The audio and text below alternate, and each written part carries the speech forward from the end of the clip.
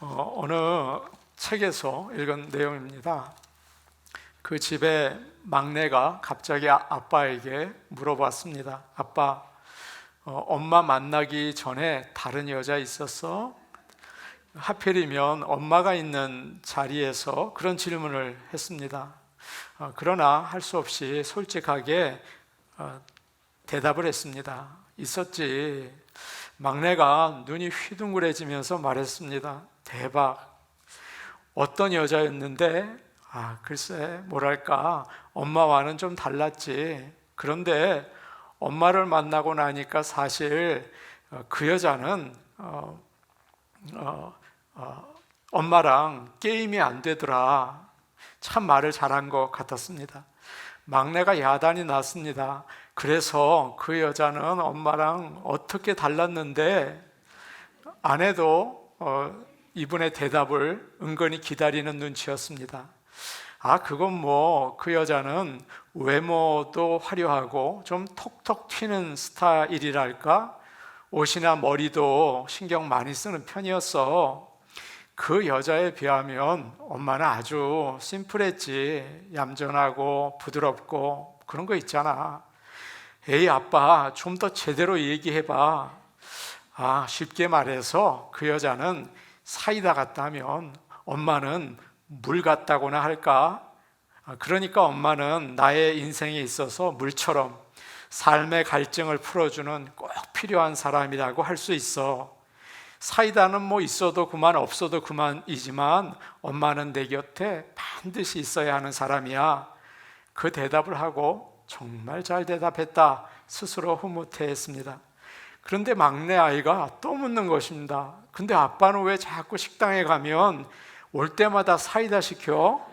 그 여자 보고 싶어서 그런 거 아니야? 야, 식당 주인 사장님이 자꾸 서비스로 주셔서 먹는 거지 내가 언제 사이다를 시켰냐? 라고 대답했다고 이야기가 나와 있습니다. 오늘 말씀을 보면 가인이 집을 떠납니다. 그래서 방황을 하고 그야말로 처량한 인생을 살게 되죠. 그런데 그를 하나님께서 돌봐주세요. 제가 오늘 말씀을 묵상하면서 하나님은 정말 우리에게 아내와 같은 분이다. 또 아내는 또 남편이라고도 하실 수 있겠죠. 그리고 엄마 같으신 분이다. 하나님이 없으면 집이 없는 것 같고, 그리고 아내와 엄마가 없는 처량한 인생이 된다. 그렇게 생각을 하게 되었습니다. 우리가 이민 와 있지 않습니까? 우리가 있는 집이 어디입니까? 아내가 있는 곳, 또 엄마가 있는 곳이겠죠. 그렇지 않을 때는 방황하게 됩니다. 하나님이 바로 그렇죠. 하나님 안에서 참다운 안식과 집을 얻게 되시기를 간절히 축복합니다. 아멘. 10절 말씀 우리 같이 보겠습니다. 10절 말씀입니다. 함께 보십니다. 시작. 이르시되 내가 무엇을 하였느냐? 내 아우의 핏소리가 땅에서부터 내게 호소하느니라. 가인은 동생 아벨을 죽이고 그의 시체를 땅에 묻었습니다. 흙으로 덮어버렸습니다. 모두가 모른다고 생각을 했습니다. 그러나 하나님께서는 모든 것을 아시죠. 가인이 저는 모릅니다. 제가 동생 지키는 사람입니까? 라고 잡아댔습니다. 그러자 하나님께서 오늘 10절에서 말씀하시죠. 내가 무엇을 하였느냐? 이것은 물어보는 말씀이 아니고요. 다 아시고 꾸짖는 말씀이세요. 내가 무엇을 한지 다 안다. 내 동생의 핏소리가 땅에서 내게 부르짖고 있다. 그런 말씀하셨습니다. 당시에는 경찰이 없었습니다. 판사도 없고 지금 아벨이 어떻게 죽었는지 조사하는 형사들도 없었습니다. 가인은 이제부터 신경 쓰이는 동생 생각하지 않고 원하는 인생을 살아낼 수가 있었죠. 또 아벨의 피가 땅 속으로 스며들어가서 없어졌기 때문에 이제 다 없어졌다, 그렇게 생각을 했을 겁니다. 그런데 없어진 게 아니라는 거예요. 하나님께서는 이렇게 말씀하시죠. 내 동생의 피가 땅에서 나에게 부르짖고 있다. 생각지도 못하는 말씀을 하시는 겁니다. 성경을 보시면 가인은 하나님과 이야기를 많이 나눕니다. 참 이야기를 많이 해요. 그런데 아벨은 한마디도 하지 않습니다. 성경을 보십시오. 아벨이 한 부분이 안 나오지 않습니까? 조용히 양을 치고 하나님 앞에 제사 드리고, 심지어 형이 자기를 죽일 바로 그때에도 아무 말을 하지 않습니다. 말이 없었던 것 같아요. 그런데 그가 죽은 후에 그 피가 하나님께 말을 하고 있는 것입니다. 땅에서 나에게 호소하고 있다. 하나님께서 그렇게 말씀하시죠. 호소한다는 말은 죄 없는 사람이 괴롭힘을 당하고 나서 너무 속상해서 우는 거예요. 소리를 내서 우는 것입니다. 이집트에 살던 이스라엘 백성들이 노예 생활을 하면서 너무 억울해서 너무 힘드니까 하나님께 부르짖었죠. 그럴 때 하나님께서는 그들의 부르짖는 소리를 들으셨다고 하셨어요. 마찬가지죠. 지금 아벨이 하나님께 부르짖고 있는 것입니다. 아벨은 죽었습니다. 그런데 그것으로 끝난 게 아니에요. 성경이 거기서 끝나지 않습니다. 그는 하나님께 짐승을 죽여서 제물을 드렸죠. 그 짐승은 뭐라고 제가 말씀드렸습니까? 앞으로 오실 구세주 예수 그리스도라고 상징한다고 말씀드렸잖아요. 그는 예수 그리스도를 믿은 것입니다. 그래서 이 땅에서 최초로 죽은 사람이지만 천국에 최초로 들어간 사람이기도 했어요. 특별한 사람입니다. 아벨은 형에게 살해를 당했지만 그의 영혼은 살아서 하늘나라에서 하나님께 부르짖고 있다는 것입니다. 사람들은 얘기합니다. 죽으면 그만이지 라고 해요. 믿는 사람들도 그러더라고요. 장례식장 가면 믿는 사람들도 그래요. 이게 믿는 사람인가? 제가 놀랍니다. 그렇지 않습니다.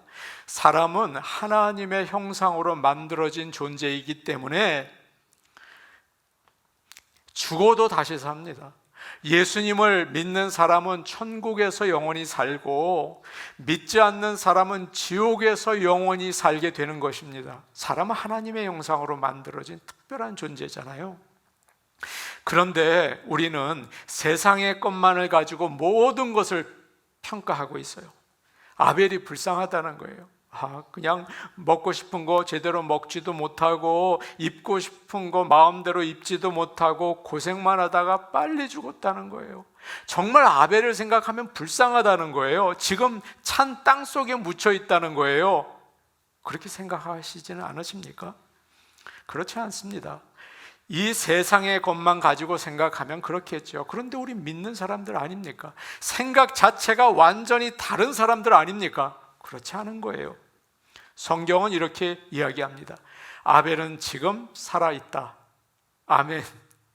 하나님과 함께 있다. 그래서 히브리서 11장 4절에서 놀라운 선포를 하고 있어요. 그가 죽었으나 그 믿음으로써 지금도 말하느니라. 아멘. 믿으시기를 축복합니다. 이 세상이 다가 아닙니다. 그들은 하늘나라에서 주님과 함께 있어요. 우리는 죽은 성도들을 불쌍하게 생각해서는 안 되는 거죠. 그들은 지금도 하늘나라에서 주님과 함께 있는 것을 믿으시기를 바랍니다. 그렇기 때문에 중요한 것은 아무렇게나 살아서는 큰일 난다는 거예요. 어떤 모습으로 하나님 앞에 설 것인지를 생각하고 살아야 되는 것입니다. 안타깝게도 많은 사람들이 이 세상을 사는 동안 어떻게 잘 살까 거기에만 관심을 가지죠. 죽고 난 다음에 내가 하나님 앞에 가면 어떻게 될까 생각을 못합니다. 여러분은 하나님 앞에 설 준비가 되어 계십니까? 많은 사람들은 마음에 세상 욕심으로 가득 차 있습니다. 하나님이 주신 재물을 가지고 자신의 만족을 채우고 그저 내 자식이나 잘 됐으면 좋겠다 그 생각을 합니다. 또 자녀에게 재산 물려주는 것으로 내 할 일을 다 끝냈다라고 생각을 합니다. 한마디로 세상이 다한 거예요. 이 세상에서 잘 사면 그만인 거예요. 하나님의 심판과 지옥에 대해서는 1도 믿지 않는 사람들 많이 있습니다. 이런 사람을 가리켜서 성경은 멸망한다, 지옥에 간다 라고 기분 나쁜 이야기를 하는 것입니다. 요한계시록 6장을 보시면 예수님을 믿다가 순교당한 영혼들이 하나님께 큰 소리로 부르짖는 말씀이 나와 있어요. 이렇게 부르짖습니다. 거룩하고 참되신 주님, 저희들을 죽인 자들을 언제 심판하시고 벌할 것입니까? 라고 그 억울한 마음을 하나님께 부르짖는 거죠. 아벨도 지금 마찬가지예요. 하나님께 부르짖고 있어요. 하나님, 나의 억울한 것을 풀어주세요. 잘못된 것을 빨리 바로잡아 주세요. 나를 죽인 가인을 심판해 주세요 라고 하나님께 부탁하고 있습니다. 여기서 우리가 알아야 될 것이 있습니다.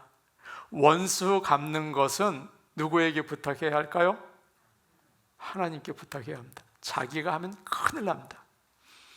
하나님이 말씀하셨어요. 원수 갚는 것이 내게 있으니 내가 갚으리라.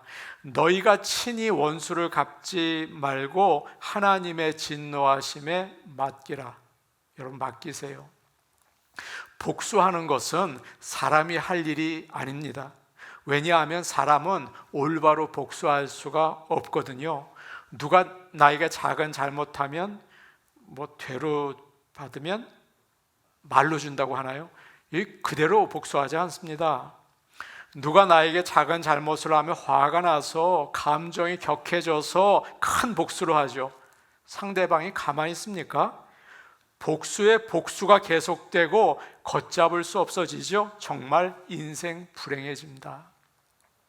유진 피터슨 목사님의 이야기입니다. 초등학교 1학년 때 2학년 아이가 계속 괴롭혔다고 해요. 그런데 어렸을 때부터 믿음이 있어서 오른뺨을 치면 왼뺨을 돌려대야지, 예수님의 말씀을 늘 생각하고 있습니다. 거의 매일 학교에서 끝나면 그 아이가 이 예수 믿는 기집애 하고 이 남자아이에게 자꾸 놀리고 때렸습니다. 집에 돌아오면 어머니가 얼굴에 멍이 들어있으면 예수 믿는 사람은 그렇게 당하는 거야, 그 아이를 위해서 기도해라 그러셨어요. 어느 날 친구들과 함께 있는데 이 아이가 다시 때리는 겁니다. 그때 유진의 머리에서 뭔가 번쩍하더니 예수님의 말씀이 완전히 없어져 버렸습니다.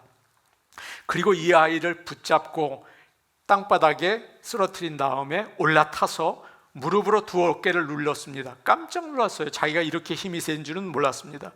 주먹으로 그 얼굴을 치자 코피가 터졌습니다. 그리고 너무 기분이 좋았습니다. 삼촌이라고 불러봐. 이 아이가 부르지 않았습니다. 한 대 더 쳤습니다. 그리고 나서 교회에서 배운 말이 생각이 났습니다. 나는 예수님을 구주로 믿습니다. 그렇게 말해봐. 어서 말해봐. 결국 이 아이가 따라했습니다. 나는 예수님을 구주로 믿습니다. 유진 피터슨이 처음으로 전도한 사람이라고 합니다. 여러분, 이 이야기를 들으시면 어떤 생각이 드세요? 잘했다, 속이다, 후련하다, 그런 생각이 드시죠? 그러나 이 이야기는 한 번 재미난 에피소드로 끝났지만 복수에 매여서 인생 망가진 사람들 참 많습니다. 계속 재판하다가 양쪽이 다 손해보고 망하죠. 오직 하나님만 정의로우십니다. 그래서 하나님께서 심판하실 때 아무도 억울하지 않아요. 억울한 일이 많잖아요. 하나님이 심판하시면 다 잠잠합니다. 사람이 하면 정말 큰일입니다. 살다 보면 정말 미운 사람들 많아요. 저도 그래요. 많습니다. 갚아주고 싶습니다. 그러나 그 모든 일 하나님께 부르짖고 맡기시기를 바랍니다. 아멘. 11절과 12절 말씀 우리 같이 보겠습니다. 11절, 12절입니다. 시작. 땅이 그 입을 벌려 내 손에서부터 내 아우의 피를 받았은즉 내가 땅에서 저주를 받으리니 내가 밭을 갈아도 땅이 다시는 그 효력을 내게 주지 아니할 것이요 너는 땅에서 피하며 유리하는 자가 되리라. 이제 드디어 하나님께서 가인에게 벌을 내리십니다. 그런데 놀라운 사실 한 가지는 가인이 동생을 죽이지 않았습니까? 엄청난 죄를 지었는데 하나님께서 천둥 번개를 치고 화내시고 가인을 죽이셔야 하는데 그러지 않으세요. 대신에 땅에서 저주를 받는 벌을 내리십니다. 가인은 농부였어요. 그래서 땅에서 난 것을 가지고 하나님께 제물을 드렸죠. 그는 농사를 지으면서 자랑스럽게 생각했습니다. 여러분도 일하시면서 일 잘하시면 기분 좋으시죠? 똑같았습니다. 사람은 누구나 자기가 하는 일에서 자부심을 느끼고 인생 사는 의미를 얻게 되는 거예요. 가인도 열심히 농사를 짓고 좋은 곡식과 열매를 거두면 너무 살맛이 났습니다. 하나님은 그에게 농사를 잘 짓는 재능을 주셨어요. 그는 한마디로 그린 덤이었어요. 여러분 이런 표현 아시죠? 손을 대기만 하면 식물이 잘 되는 것입니다. 전에 우리 교회 어느 권사님이 목사님 저는 그린 덤이에요. 제가 키우면요 죽어가던 식물들도 다 살아나요. 제가 돌보는 밭에는요 이런 거 있고 저런 거 있고 얼마나 교만스럽게 자랑하시는지 제가 기쁘고 또 참 좋았습니다. 가인도 그랬던 거죠. 그런데 동생을 죽이고 그 피가 땅에 흐른 다음부터 땅이 변했습니다. 저주를 내는 것입니다. 사랑하는 여러분, 억울하게 죽은 사람의 피가 땅에 떨어지면 그 피가 땅을 더럽혀요. 땅을 오염시켜요. 민수기 35장 33절 너희는 너희가 거주하는 땅을 더럽히지 말라. 피는 땅을 더럽히나니 피 흘림을 받은 땅은 그 피를 흘리게 한 자의 피가 아니면 속함을 받을 수 없느니라. 사람의 피는 땅을 더럽힙니다. 그래서 어떻게 되었나요? 전에는 그래도 땀을 흘리고 수고하면 농사를 지을 때 좋은 열매를 거두었거든요. 그런데 이제는 아무리 씨를 많이 뿌리고 거름을 주고 열심히 잡초를 뽑아도 안 되는 것입니다. 열매를 내지 않습니다. 그렇게 자랑스러워하던 땅이 도와주지 않는 것입니다. 아무것도 남지 않아요. 인생에 한숨과 실망뿐이에요. 가인은 더 이상 농사로 먹고 살 수가 없었습니다. 그래서 그 살던 곳을 떠나서 이곳저곳 떠돌아다니는 방랑자가 되었습니다. 오늘 말씀은 아니지만 17절 말씀을 보면 다른 곳에 가서 건축일을 하고 있어요. 하나님은 12절 끝에 가인에게 이렇게 말씀하시죠. 12절 끝을 보세요. 뭐라고 되어 있습니까? 너는 땅에서 피하며 유리하는 자가 되리라. 이것이 바로 가인에게 내린 벌이었죠. 가인은 자기가 살던 곳과 함께 살던 사람들을 다 잃어버리게 되었습니다. 머물 곳이 없는 인생, 정말 서럽죠? 외롭죠? 미국에 이민 와서 가장 처음 듣는 생각, 외롭다, 서럽다, 사람이 없다, 그런 생각 들지 않습니까? 가인도 마찬가지입니다. 가인은 참 불쌍한 인생이었어요. 여러분, 이것이 바로 죄인들이 받는 벌인 것을 기억하시기를 바랍니다. 예수님은 이렇게 말씀하셨어요. 누구든지 살인하면 심판을 받게 될 것이다. 그러나 나는 너희에게 말한다. 형제에게 노하는 자마다 심판을 받고 미련한 놈이라 하는 자는 지옥불에 들어갈 것이다. 여러분 전부 다 지옥불에 들어가겠죠? 우리는 행동으로 살인하지 않았을지 몰라요. 그러나 말이나 마음으로 사람들을 살인하면서 삽니다. 우리는 모두 살인자인 거예요. 그리고 그 사람들의 미움과 시기와 다툼이 땅에 떨어져서 땅이 다 오염이 되어 있어요. 우리가 사는 곳이 더러워졌어요. 자동차 매연이 오염시키는 줄 아십니까? 또 쓰레기나 기름이 땅을 오염시키는 줄 아십니까? 천만에 그렇지 않습니다. 사람의 악한 마음과 말이 우리가 사는 가정, 교회, 사회를 다 더럽게 만드는 거예요. 살기가 어려워요. 다른 사람과 함께 살 수가 없어요. 교회에서도 우리의 말과 마음이 이곳을 더럽힐 때가 있지 않나요? 어느 목사님이 계신데 아주 특별한 분이십니다. 성격이 강하세요. 그래서 그분은 자기가 싫어하는 집사님과는 인사를 안 하십니다. 고개를 싹 돌려요. 그러니까 목사님을 좋아하는 교인들까지 불만이 많습니다. 사람들이 목사님 그래도 인사하셔야죠. 그러니까 목사님 뭐라고 대답하시는지 아십니까? 집사님 저는요 정직한 사람입니다. 싫은 사람에게 인사하면 그거 거짓 아닙니까? 그거 위선 아닙니까? 저는 그렇게 못합니다. 그래요. 맞는 것 같죠? 그러나 예수님께서 원수를 사랑하고 위에서 기도하라, 선을 베풀라, 축복하라 라고 하셨잖아요. 가까운 친구 목사님들이 목사님 원치 않으셔도 순종하세요, 그냥 인사하세요, 그렇지 않으면 고생하십니다. 아무리 얘기해도 목사님은 나는 못합니다. 그래서 은퇴하실 때까지 엄청 고생하셨다고 합니다. 성경을 보면 반대 사람들이 나와요. 그 중에 하나가 아브라함입니다. 그는 하나님의 말씀을 따라서 하나님이 가라고 하는 곳으로 갔죠. 그런데 같은 곳에서 양을 치다가 조카 롯과 갈등이 생겼습니다. 그가 롯에게 이야기를 해요. 우리 싸우지 말자. 땅이 우리 앞에 이렇게 펼쳐져 있지 않느냐. 서로 떨어져 살자. 네가 왼쪽으로 가면 나는 오른쪽으로 가고, 네가 오른쪽으로 가면 내가 왼쪽으로 가겠다. 롯은 물이 풍부하고 보니까 에덴 동산처럼 아름다운 소돔과 고모라로 가게 됐어요. 잘 갔죠. 그런데 롯이 떠난 다음에 아브라함에게 하나님께서 따로 불러서 얘기했습니다. 이것이 여러분에게 주시는 하나님의 축복이 되기를 원하는 거예요. 이렇게 얘기하셨어요. 네가 서 있는 곳에서 동서남북을 다 둘러보아라. 이 모든 땅을 내가 영원히 너와 내 자손에게 줄 것이다. 가인과 다르죠. 가인은 갈 곳이 없어요.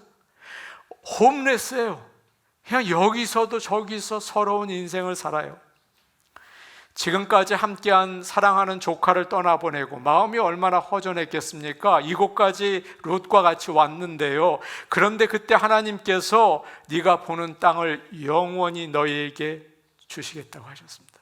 아담이 대박났죠. 그런데 너무 기뻐하기보다 그 다음 절에 아브라함은 예배드립니다. 하나님이 땅보다 더 귀한 거였어요.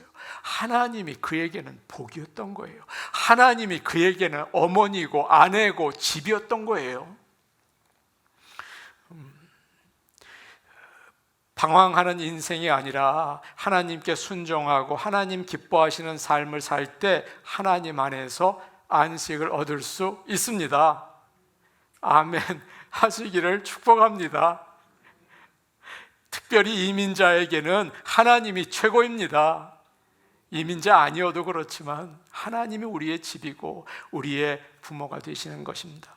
그래서 어거스틴은 이렇게 말했죠. 주님은 우리를 당신을 위한 존재로 창조하셨습니다. 그래서 우리가 주님 품 안에 안길 때까지 저는 마음에 평안을 누릴 수가 없네요 라고 얘기를 했어요.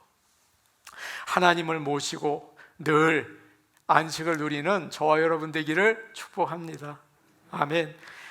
이제 가인이 괴로워서 부르짖죠. 13절 14절 말씀인데 우리 같이 보겠습니다. 13절 14절입니다.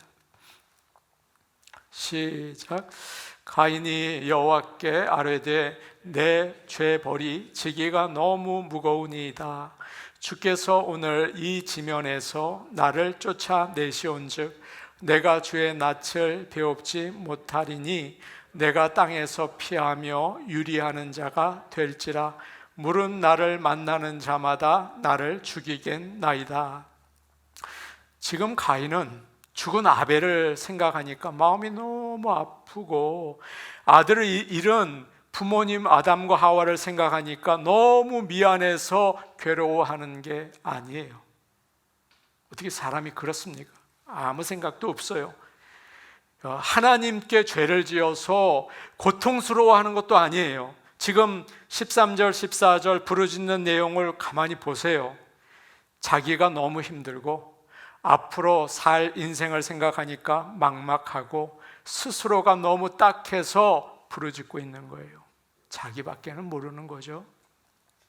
창세기 9장 6절에서 하나님은 이렇게 말씀하셨습니다.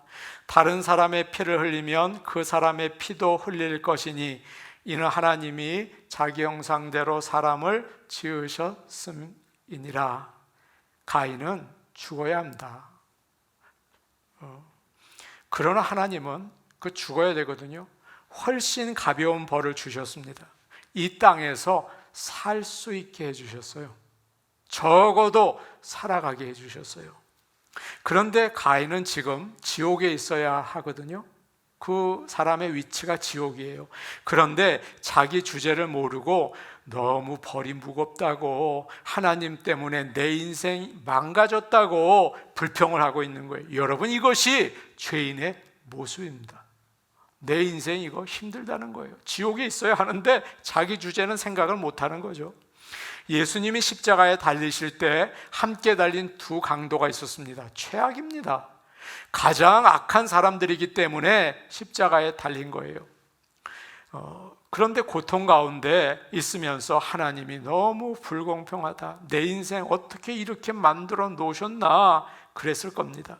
처음에는 둘 다 예수님을 욕했습니다. 모욕하고 조롱했습니다. 그런데 시간이 지나니까 둘 중에 한 사람이 정신을 차렸습니다. 예수님께서 조용히 고난당하시는 모습을 보면서 마음에 무슨 깨달음이 있었던 것 같습니다. 그래서 다른 죄인을 향해서 말을 하죠. 야, 너 하나님 두렵지도 않니? 우리는 당연히 받을 벌을 받고 있지만 이 사람은 잘못한 게 무엇이니? 그렇게 자신의 죄를 깨닫게 되었습니다. 그리고 예수님에게 당신의 나라에 임하실 때 나를 기억해 주세요 라고 회개를 한 거죠. 예수님이 말씀하셨습니다. 내가 진실로 내게 이르노니 오늘 내가 나와 함께 낙원에 있을 것이다. 놀라운 구원이었죠. 여러분, 이 악한 죄인이 마지막에 한 그 회개가 구원에 이르게 하는 것입니다. 여러분, 우리가 40일 기도하지 않습니까? 가장 중요한 게 뭘까요? 하나님 찬양, 나의 죄 회개겠죠. 그게 최고 아니겠습니까? 우리도 가인처럼 나의 죄를 돌아보지 못하고 내 인생 힘듭니다, 불평하고 원망할 때 얼마나 많습니까? 나의 죄를 볼 수 있는 영의 눈이 열려서 우리 죄를 회개하고 주님의 네가 나와 함께 낙원에 이르리라, 그 놀라운 구원의 음성 듣기를 원합니다. 어느 목사님 이야기입니다. 교회에서 장로님과 심하게 싸웠습니다. 흥분이 가라앉지 않아서 주일 설교를 준비할 수 없었습니다. 설교 시간은 다가오는데 새벽까지 준비가 안 돼서 피가 마릅니다. 목회자는 주일 새벽까지 피가 마릅니다.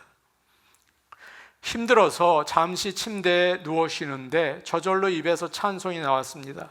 나의 갈 길 다가도록 예수 인도하시니 어려운 일 당한 때도 족한 은혜 주시니, 속으로 눈물을 흘리면서 찬송을 불렀습니다. 그런데 이상한 체험을 하게 되었습니다. 은혜가 차서 올라오는데 마음이 새로워지는 것입니다. 그 장로님이 이해가 됐습니다. 장로님, 교회 사랑해서 그러시는 거지. 마음이 풀리니까 내가 왜 이렇게 잘못했나 생각이 들고 장로님을 사랑하게 됐습니다. 설교 준비가 잘 됐습니다. 주일 예배를 마치고 장로님을 찾아가서 그저 무턱대고 꽉 끌어안았습니다. 장로님도 당황하셨지만 목사님의 진심을 알고 목사님을 꽉 안아주셨습니다. 모든 게 풀렸습니다. 여러분, 따진다고 풀려지지 않습니다. 안아야 풀려지는 것입니다. 우리는 다 죄인입니다. 자기가 잘못한 것은 생각하지 못하고 다른 사람들 미워하고 하나님을 원망하죠. 그러나 하나님은 언제나 은혜를 주십니다. 그 은혜는 죄를 회개할 수 있는 은혜입니다. 여러분, 죄를 회개할 수 있는 건 최고의 은혜입니다. 그 은혜가 오늘 저와 여러분에게 있기를 축복합니다. 가인은 그를 만나는 사람들마다 자기를 죽이려고 할 거라고 두려워합니다. 많은 사람들이 궁금해해요. 이 대목에서, 아니, 아담과 하와가 두 아들만 낳았는데 만날 사람이 누가 있다고 지금 이런 말씀이 있는가? 여러분, 성경이 족보인 줄 아십니까? 하나님께서 구원의 역사를 우리에게 알려주시려고 필요한 사람들만 기록한 거예요. 창세기 5장 4절을 보시면 아담이 가인과 아벨과 셋을 낳은 후에 800년을 지내며 자녀들을 낳았다라고 이야기합니다. 성경에 나오지 않은 자녀들도 수두룩합니다. 가인이 어디를 가든지 만난 사람들은 다 친척들이었습니다. 그들은 아벨을 죽인 가인에게 복수하려고 했을 겁니다. 저 나쁜 놈이다, 저 살인자다, 피해, 저 사람 나쁜 사람이야 라고 했겠죠. 가인은 어디를 가든지 불안했습니다. 믿을 사람이 하나도 없는 것입니다. 그래서 하나님께 사람들이 나를 죽이려고 합니다, 정말 두렵습니다 라고 부르짖죠. 하나님께서 괜찮다, 가인을 죽이는 사람은 내가 7배 벌을 내리겠다, 7번 죽이겠다는 말씀이에요 라고 하시면서 그에게 표를 주셔서 아무도 그를 죽이지 못하게 하셨어요. 그 표가 뭘까요? 아무도 몰라요. 어떤 사람은 몸에 새긴 태투일 것이다, 여러 얘기를 하지만 그 표는 바로 살인자라는 표가 아니에요. 주홍글씨에 나오는 adultery, A, 간음의 표시가 아니에요. 그것은 하나님의 소유라는 표시예요. 얘가 죄를 졌다, 사람을 죽였다, 그러나 그래도 내 사람이다, 기억하고 함부로 대하면 안 된다, 손대지 마라, 내 거다 라고 얘기하신 거예요. 여러분, 하나님의 은혜의 표죠. 세상에는 가인 같은 사람들이 많습니다. 저도 누구에게 가인이 될 수도 있겠죠. 우리는 저 사람 나쁜 사람이니까 가까이 하지 마, 피해, 조심해, 저 아주 고약한 사람이야 그러죠. 그러나 예수님은 그런 인간을 사랑하셔서 십자가에서 돌아가셨습니다. 십자가야말로 가인에게 주신 하나님의 표가 아니겠습니까? 하나님이 사랑하는 사람을 여러분 미워하시려고 그러십니까? 세상은 미움과 시기와 다툼이 가득해서 살기 어려우시죠? 가인처럼 떠돌아다니셔야 되죠? 그러나 하나님께서 가인에게 표를 주셔서 보호해 주셨습니다. 심판은 내가 할 테니 원수 갚는 건 내게 맡기고 너희는 용서하고 사랑해라 라고 오늘 우리에게 가르쳐 주십니다. 사랑하는 성도 여러분, 하나님은 이렇게 은혜의 하나님이십니다. 모든 우리의 미움, 시기, 다툼 하나님께 맡기십시오. 그리고 하나님이 우리에게 허락하신 그 사랑을 전할 수 있는 저와 여러분 되기를 간절히 축복합니다. 아멘. 우리 같이 기도하겠습니다. 오늘 오신 아버지 하나님, 우리도 가인과 조금도 다르지 않습니다. 하나님, 예수님께서 말씀하신 것처럼 마음으로 입으로 많은 사람을 살인하고 살아갑니다. 미움과 시기와 다툼이 끊이지 않아 우리가 살고 있는 곳을 더럽히고 오염시키고 있습니다. 아버지 하나님, 용서하여 주시옵소서. 그러나 우리에게 가인의 표를 허락하셔서 살아갈 수 있게 하시니 감사합니다.